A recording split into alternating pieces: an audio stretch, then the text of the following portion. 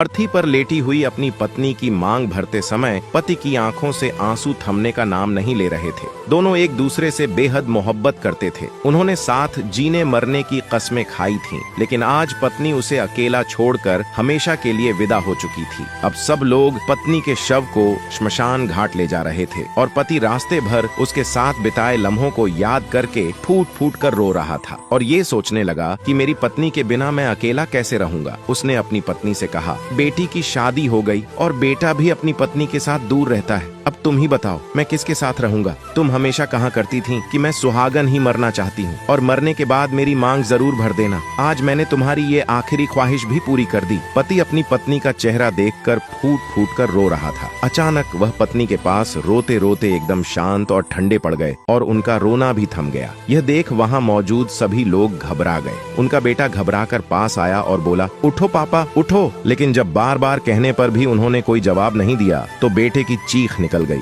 बेटा जोर जोर से रोने लगा, लेकिन अब पिता तो अपनी पत्नी के पास हमेशा के लिए जा चुके थे। अपनी पत्नी को यह वीडियो जरूर शेयर करें और इसी तरह की कहानियों के लिए हमारे पेज के साथ जुड़े रहिए।